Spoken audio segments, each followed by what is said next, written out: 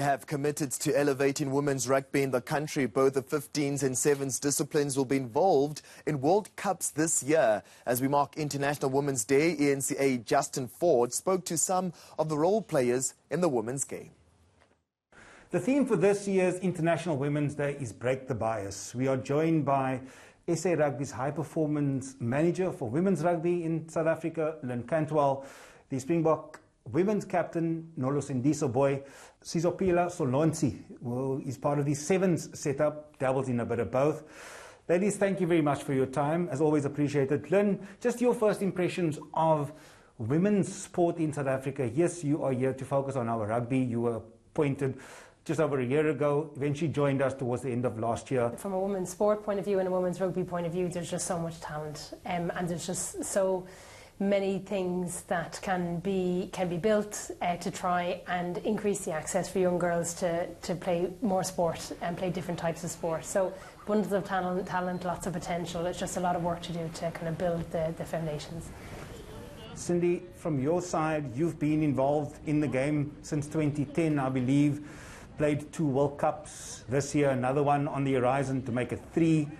Education, I've noticed, is a very big part of the team culture, making sure that everybody has an education behind, over and above they're playing the sport. I'll say yes, because you're only playing rugby for a period of time, and then after that you're no longer playing because there's injuries, and then the age will also catch up with you.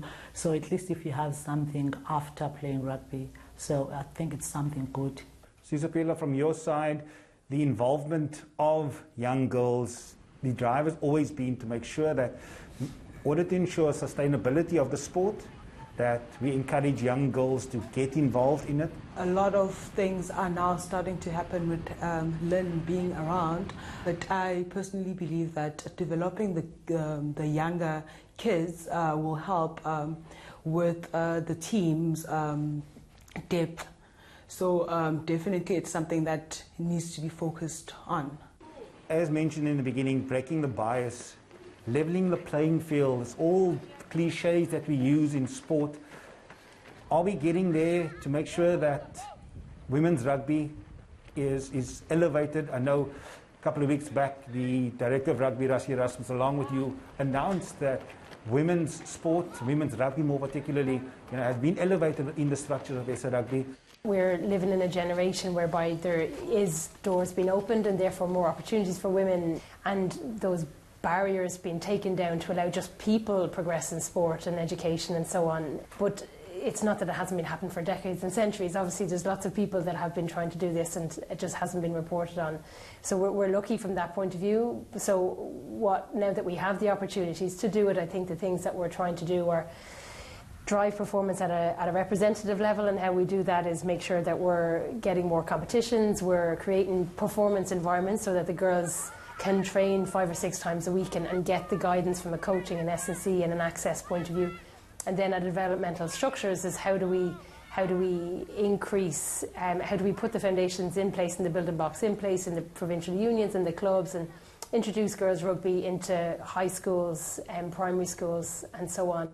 Cindy, it's a World Cup year down in New Zealand in October, a tough pool that you guys find yourselves in, but that is something that has never scared you as a team.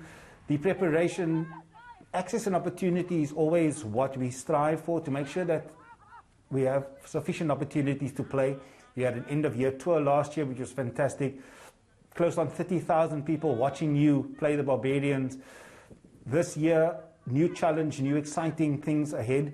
Is make sure that each and every girl that is going there, we are mentally prepared and we know exactly what we are expecting, because as you mentioned that we are playing with the bigger teams, we must make sure that we are fit and we are mentally prepared and go there and make sure that we show that we are not just there to participate, we are there to compete with those big teams, and it's not going to be an easy, our World Cup is going to be challenging.